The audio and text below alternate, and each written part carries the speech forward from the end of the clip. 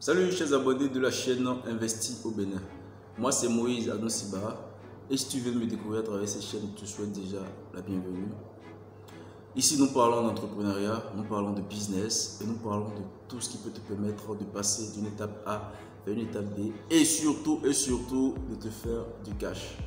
Aujourd'hui nous allons parler de la régénération des sols qui est un sujet très important qu'il faudra comprendre, suivre et voir un peu de quoi il est question lorsqu'on parle de régénération du sol. Donc, je ne vais pas en dire trop, je laisse la parole à Hubert Glin, le spécialiste, qui va nous expliquer un peu comment est faite cette régénération des sols, quels sont les la régénération des sols et quel est le processus que ça suit lorsqu'on parle de régénération des sols. Garde écoute jusqu'à la fin de cette vidéo, car je suis très sûr que le message qu'il aura de passer te permettra, si tu ne le sais pas encore, de pouvoir passer à l'action et de savoir exactement tout ce qui entre dans la régénération des sols. Surtout garde écoute jusqu'à la fin de cette vidéo et c'est tout de suite après le jingle.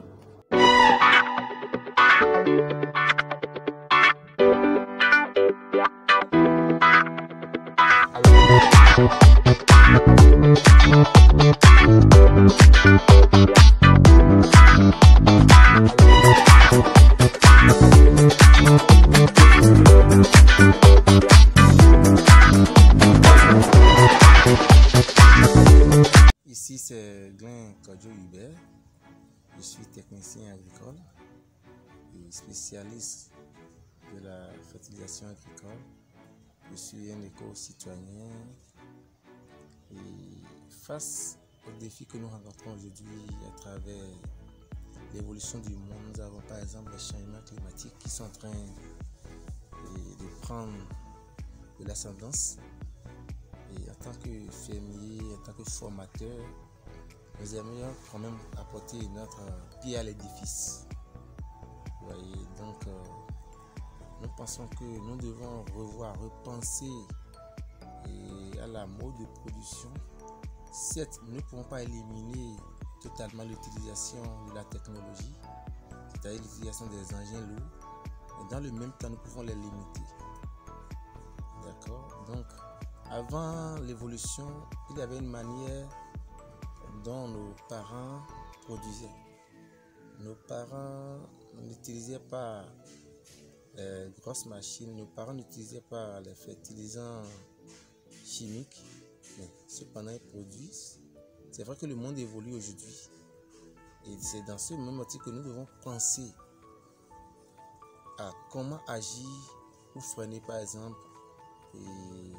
la pollution des eaux, la pollution de l'air, tout ce qui est en rapport avec les changements climatiques. Et c'est dans cette optique que moi j'invite personnellement tous les producteurs à repenser la pratique agricole. Et j'aime paraphraser l'un de mes mentors, le père Godfrey Nzamdio, qui a l'habitude de nous dire que nous devons copier la nature, ce qu'il qualifie d'ailleurs par le biomimétisme, de se laisser enseigner par la nature. Et lorsque nous venons par exemple au niveau naturel, lorsque vous allez dans les forêts, vous allez dans les endroits où il y a les arbres, les arbustes, nous allons dans la forêt, nous voyons un peu ce qui se passe. Par exemple, nous prenons les oiseaux. Les oiseaux laissent tomber leurs fientes, leurs plumes, les coquilles d'œufs.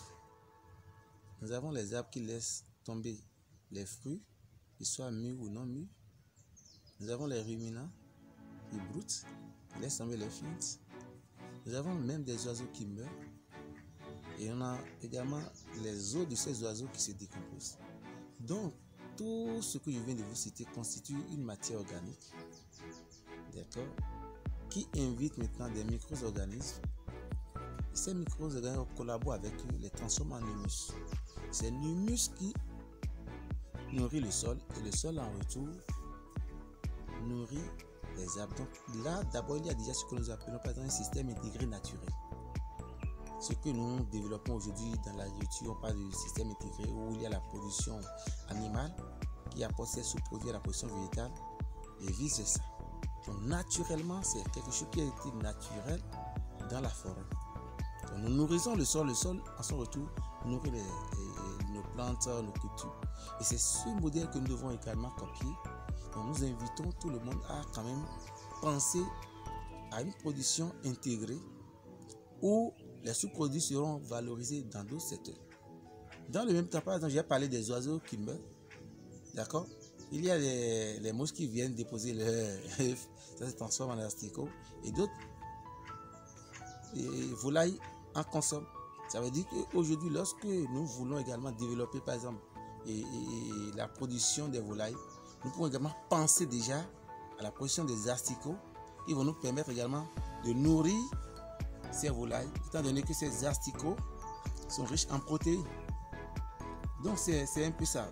Parlant maintenant de l'agriculture en elle-même, j'ai parlé par exemple tout à l'heure de l'humus. C'est-à-dire que nous pouvons également faire du compost que nous allons utiliser pour valoriser, pour enrichir nos sols. Et ces sols en retour vont dans le même temps nourrir nos plantes. Lorsque nous allons dans la forêt, nous avons par exemple les feuilles mortes qui tombent par terre, donc on a déjà un paillis au sol. Ça nous renvoie également maintenant à penser au paillis.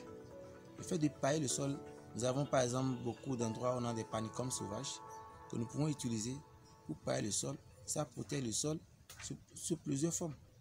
Les rayons ultraviolets et consorts ne viendront pas perturber les micro-organismes responsables de la régénération du sol. Vous comprenez? Donc c'est un peu ça.